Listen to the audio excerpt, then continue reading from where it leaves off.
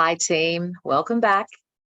All right, so we got through the narrative, the first 10 questions, and now we get into the other part of the storytelling, but it's more about the numbers, so the financial section. So I'm going to share my screen again, and we can start off, I think, looking at a couple of slides in the PowerPoint. So what we wanted to check through, first of all, is this is what you can see, or what you should be able to see on the screen, is section B of the financial report. You'll see a snapshot of the document that's been shared with you that talks about some of the information at the top with your awardee reference number, the period it's covering, the loan amount, the amount of your first payment, and what you've spent so far. Now, in this table here that's been provided for you, there's a list to the left-hand side that you can see that we're looking at just the basic details. The date, the project expense, the unit cost, the actual quantity, the total amount, remaining balance, and of course, the description of what you've actually purchased. What we're going to do now is actually start looking at those templates that we had earlier. I think that's probably the easiest way. So I'll bring up the template, which is the PDF fillable one. So that's on your left-hand side of the screen. I will just have on display the Word format of it as well, just for those of you who are using it. And you can see it almost looks of a duplicate. The only difference is we've got blank spaces here and we've got some green writing here to indicate what the information is. Before we do start filling out this form together though, I did want to just cast your mind back to this part of the application form. And the reason being is I wanted to look at what can be funded under the loan. So this is the point in time where you've already started spending the first part of your loan, which was that first 50% in that first tranche that got dispersed within the last week or two.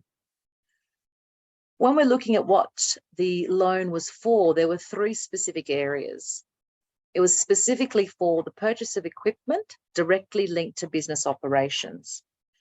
The other portion that you could use it for was employee professional development for activities that directly link to improving your services or your sales, essentially the performance of the business.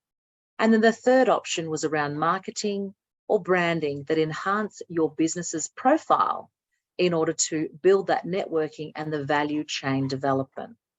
So this is important when you're looking at what you're spending on. Now, I'm well aware that you would have already submitted all of that information for what you're buying in your application forms, but I just wanted to make sure that we had that reminder there of what the loan can be funding.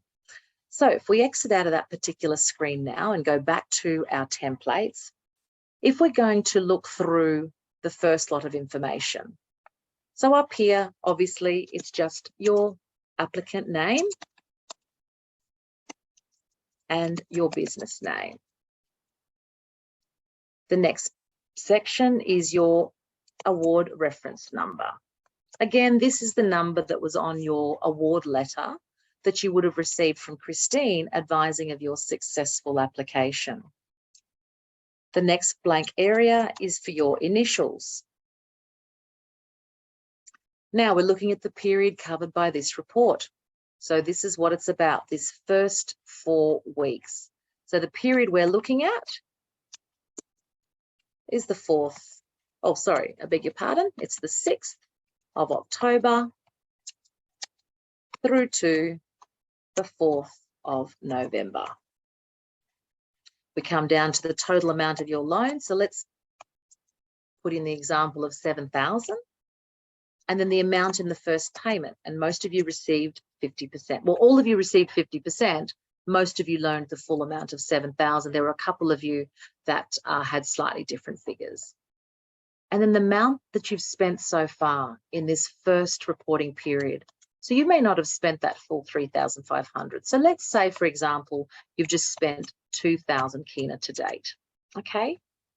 Now we go down to what we are going to put in this table. If you're using the fillable PDF, you just enter the information as is, and it will stay in there. So say, for example, the first date that you spent some money might have been the 14th, which was last Friday. So we entered that in, the 14th of October. Again, if I'm doing it on here on the Word document, same thing. It'll just populate into the actual cell. The project expense. Now, this is where you're going to be actually putting in there what it is. Is it marketing? Is it equipment? Or is it professional development? So let's say, for example, you bought some equipment, okay? What was the cost of that particular unit? So I'm going to assume perhaps that you're running a business that needs equipment that's going to make it perform at a much better or a much more efficient rate. So say, for example, that piece of equipment, if you're running an agricultural business, you might have purchased a packaging portion of equipment, all right? Now, I don't know what these packaging tools might cost, but for example, I might buy 2. So each one cost 1,000 kina, and the quantity that I bought was 2. So I've purchased 2 packaging pieces of machinery for my equipment in my agribusiness. I've spent 2,000 kina, like I've established above, and then the remaining. So obviously it's just 3,500 minus the 2,000, and that leaves in this portion of money 1,500 remaining. The purpose of the cost, and this is where you're going to describe what that piece of equipment is. And so you put in just a very short sentence around what it is. So maybe I will put packing machinery for stock. It'll fit. And then we go down. Now, this is assuming that I've only bought that equipment. If you have spent it on more items, you continue to list those. And this will continue until you get the grand total. Some of you may have actually purchased a number of different items, and that's okay, just so long as you've put as much information and all the details that we need, and you can add in more rows as needed. Please remember, it's just for this reporting period, okay? So we're looking at items or things that you have spent on within this period of time. A note here, it says here under the unit cost, you need to list the line item that was included in your project budget that you submitted in the actual application, okay?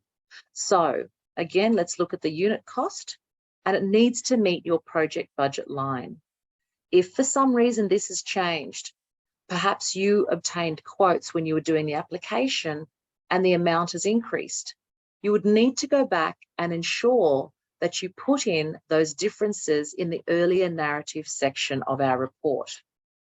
If it's increased or decreased, please put in any of those shifts in the amount. So this reporting period links up as much as possible to some of that documentation that you sent through to us in your application. We're going to come back in just a moment and we'll be going through the last portion of our report, which is section C, around your pay it forward activities. See you very soon.